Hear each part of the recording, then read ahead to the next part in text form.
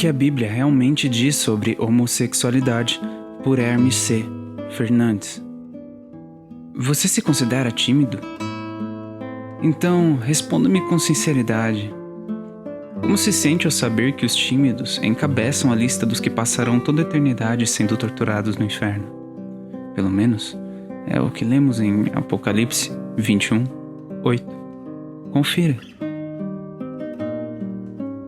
Mas quanto aos tímidos, e aos incrédulos, e aos abomináveis, e aos homicidas, e aos que se prostituem, e aos feiticeiros, e aos idólatras, e a todos os mentirosos, a sua parte será no lago que arde com fogo e enxofre, o que é a segunda morte. Quando postei essa pergunta em meu perfil no Facebook, a primeira resposta que obtive foi: sinto que, se eu não for pro inferno de um jeito, vou de outro. Obviamente que essa resposta bem-humorada está baseada na crença de que ir ou não para o inferno tem a ver com o fato de constar em uma lista. Se depender exclusivamente disso, seria aconselhável dar uma checada noutras listas apresentadas nas Escrituras.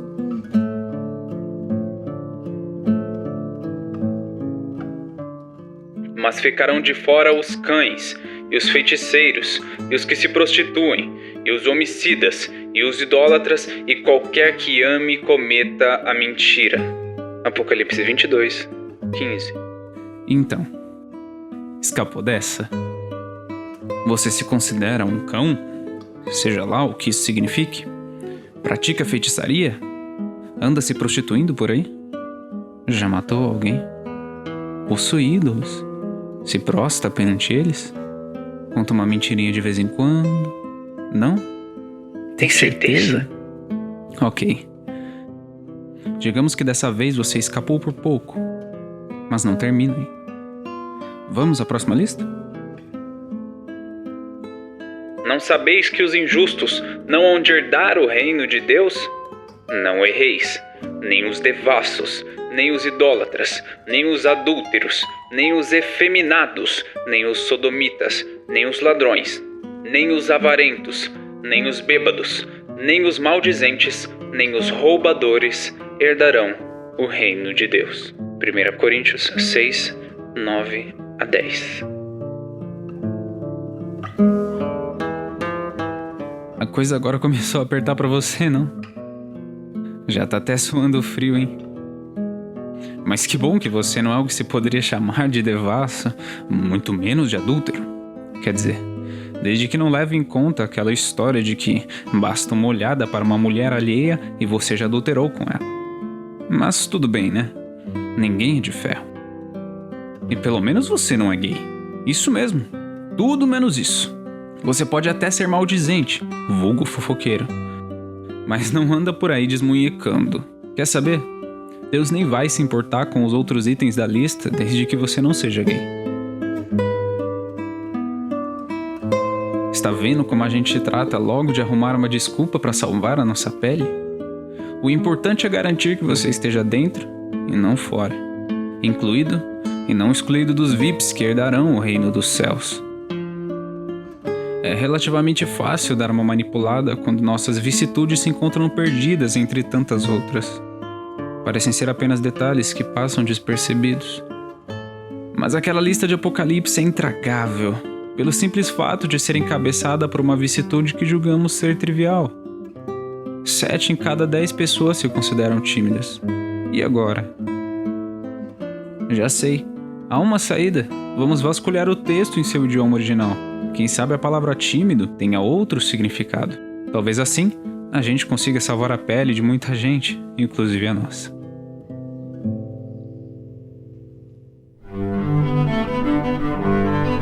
Depois de uma breve pesquisada, a gente descobre que a palavra traduzida por tímido naquela passagem é deilos, encontrada em outros 2 textos do Novo Testamento. Vamos dar uma conferida neles para ver se a gente escapa da lista? Ambas as passagens relatam o episódio em que Jesus socorreu os seus discípulos numa tempestade que quase os levou ao naufrágio. Mateus 8, 26 e Marcos 4, 40. Por que sois tão tímidos? Ainda não tendes fé? Repreendeu-os Jesus.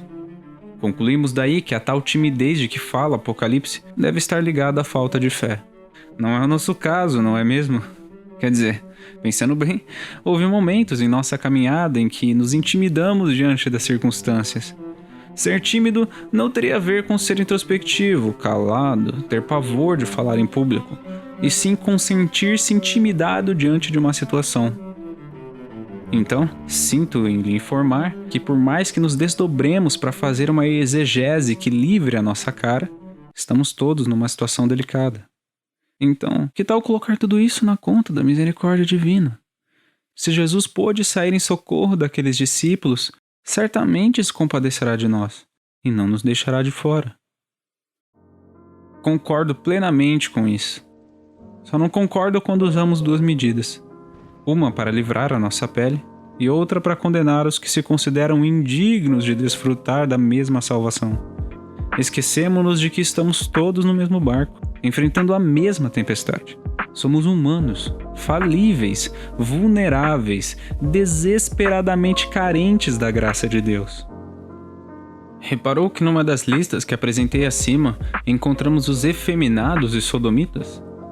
É baseado nessa lista que afirmamos com convicção de que homossexuais são indignos de serem alcançados pela mesma graça que nos alcançou. Que tal sermos honestos para fazer o mesmo tipo de exegese que fizemos para tentar salvar a pele dos tímidos? O termo traduzido por efeminados é malakoi, que pode ser literalmente traduzido como mole, macio, suave ao toque, algo como molengão. Alguém sem fibra, que se entrega facilmente diante de uma situação de pressão. Em época de implacável perseguição contra os cristãos, o mínimo exigido de um seguidor de Cristo é que fosse firme. O termo malakoi aponta para uma inaceitável fraqueza de caráter. Então por que traduzir esse termo como efeminado? Porque nas culturas antigas, a feminilidade era vista como sinônimo de fragilidade. Seria mais ou menos como dizer a um filho hoje em dia: seja homem, não seja mulherzinha. É óbvio que o objetivo de quem usa tal expressão não é diminuir o valor da mulher, mas encorajar o filho a portar-se varonilmente. Dicionários teológicos associam malakos, singular de malakoi, a um homem afeminado. Mas reconhecem que o termo pode significar pessoas promíscuas, isto é, dadas aos prazeres da carne, tanto homens quanto mulheres. Porém, há estudos que relacionam malakoi com a prostituição masculina praticada na época de Paulo, principalmente em Corinto, cidade famosa por sua depravação sexual. Já o termo arsenokoitai, traduzido como sodomita na versão de Ferreira de Almeida, só passou a se referir à prática homossexual a partir da Alta Idade Média. Etimologicamente, o radical linguístico arsen significa macho, enquanto coitus significa leito. Bem, na verdade arsenokoitai é um termo de significado obscuro, que não possui qualquer registro na literatura clássica grega, o que levou alguns a considerar tratar-se de neologismo do próprio Paulo. Convém lembrar que há uma enorme quantidade de vocábulos do grego clássico usados para designar o comportamento homossexual, porém Paulo não lançou mão de nenhum deles. Logo, podemos deduzir que Paulo estivesse falando de algo bem particular e não propriamente da homossexualidade. A Bíblia de Jerusalém, considerada uma das melhores traduções das Escrituras, traduz o termo arsenokoitai como pessoas de costumes infames.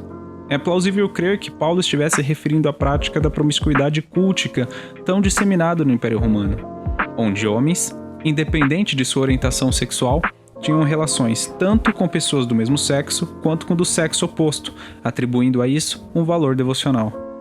Festas religiosas como a dedicada a Dionísio, deus do vinho, conhecido também como Baco, daí o termo bacanal, festival de Baco, eram verdadeiras orgias, onde famílias inteiras se entregavam aos prazeres desenfreados da carne, julgando com isso estarem cultuando ao seu ídolo. É também nesse contexto de idolatria que Paulo expressa seu repúdio no primeiro capítulo de sua epístola aos Romanos, onde denuncia aqueles que, dizendo-se sábios, tornaram-se loucos e mudaram a glória do Deus incorruptível, em semelhança da imagem de homem corruptível, e de aves, e de quadrúpedes, e de répteis. Romanos 1, 22 a 23. Razão pela qual Deus os entregou às concupiscências de seus corações, à imundícia, para desonrarem seus corpos entre si, pois mudaram a verdade de Deus em mentira, e honraram e serviram mais a criatura do que o Criador. Versículos 24 e 25. Repare que tudo começa na idolatria. Esse é o contexto imediato. Como juízo, Deus os entrega a si mesmos, como se dissesse: é isso mesmo que vocês querem? Então lá vai. A partir desse ponto, Paulo descreve as tais paixões infames, as quais Deus os abandonou. Porque até as suas mulheres mudaram o uso natural, no contrário à natureza. E semelhantemente também os homens, deixando o uso natural da mulher, se inflamaram em sua sensualidade uns para com os outros, homens com homens, cometendo torpeza e recebendo em si mesmos a recompensa que convinha ao seu erro. Romanos 1, 26 e 27. É interessante notar que, se a interpretação que tem sido feita está correta, é a primeira vez que encontramos nas Escrituras qualquer menção à homossexualidade feminina. Em Levíticos 18, 22, lemos sobre a proibição de homem deitar-se com outro homem, como se fosse mulher, mas não vemos nada acerca da mulher que se relaciona sexualmente com outra. Acho que isso merecia certa atenção, porque se o assunto é de fato a homossexualidade, então não se poderia deixar de fora as mulheres. Há quem acredite que Paulo teria corrigido isso. Será que Paulo estava falando de uma afetividade? Ou estaria falando de uma prática diretamente ligada à idolatria? Imagine homens de orientação heterossexual mantendo relações homossexuais só para agradar a uma divindade pagã.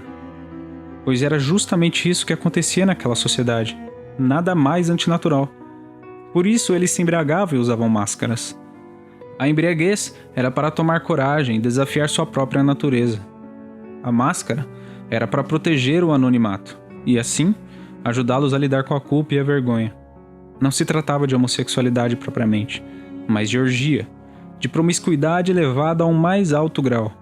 Seres humanos reduzidos a objetos de prazer. Tudo em nome de um culto a uma divindade pagã.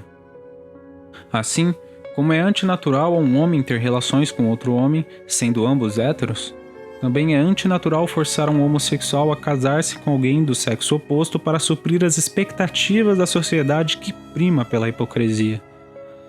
Mas digamos que a exegese apresentada aqui não o tenha convencido. Você prefere crer que homossexuais estão fadados a serem punidos para sempre no inferno, desde que a sua própria timidez seja alvo da misericórdia divina. Que tal se avançarmos um pouco na leitura de Romanos 1?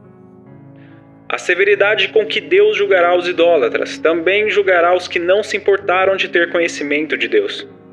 E aqui, o apóstolo mira sua metralhadora giratória para os judeus, que mesmo não praticando tais coisas, aprovavam os que praticavam. Versículo 32. Por isso, o mesmo Deus que entregou os gentios às suas próprias paixões, também os entregou.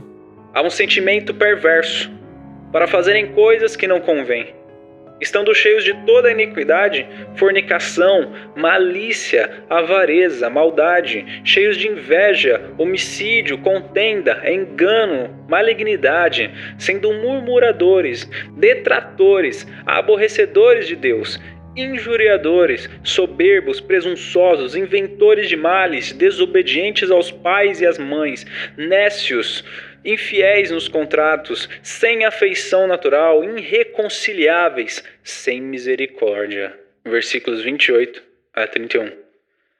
E por falar em lista, sabe o que mais me chama a atenção nesta em particular? O último item. De que adiantaria escaparmos de todas as listas apresentadas nas Escrituras, mas cairmos justamente no último item desta? A falta de misericórdia nos faz imperdoáveis perante Deus. Não foi à toa que Jesus disse que bem-aventurados são os misericordiosos, pois alcançarão misericórdia.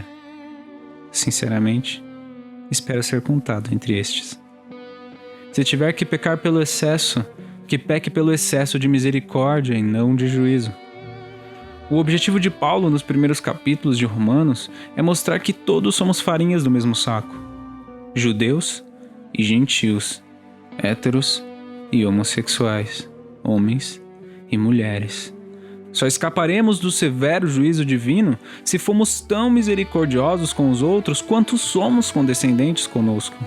Portanto, arremata o apóstolo, és inexcusável quando julgas, ó homem, quem quer que sejais, pois te condenas a ti mesmo naquilo em que julgas a outro. Romanos 2, 1. Quando vejo o sofrimento de milhões de seres humanos, reputados como escória pelo simples fato de serem gays, meu coração é tomado de misericórdia. Não me vejo à vontade diante de um discurso odioso, que direta ou indiretamente fomenta o preconceito. Quando recebo e-mails e mensagens em inbox de seres humanos dispostos a tirar a própria vida por não se aceitarem ou por não conseguirem lidar com a pressão social, meu coração se enternece. Foi o que senti ao assistir ao vídeo postado por Viviane Beleboni, a transexual que ensinou a crucificação na parada gay em SP, que em prantos denunciou a agressão sofrida por alguém que a chamava de demônio e dizia: "Você não é de Deus". Com o olho roxo e feridas abertas no rosto e no braço por uma faca, Viviane lamentava o episódio. Como ela, muitos têm sido agredidos e até mortos por causa de sua orientação sexual. Espero que este singelo vídeo ajude a desarmar espíritos e conduzir-nos pelas sendas da compreensão, do amor e da misericórdia. Amém.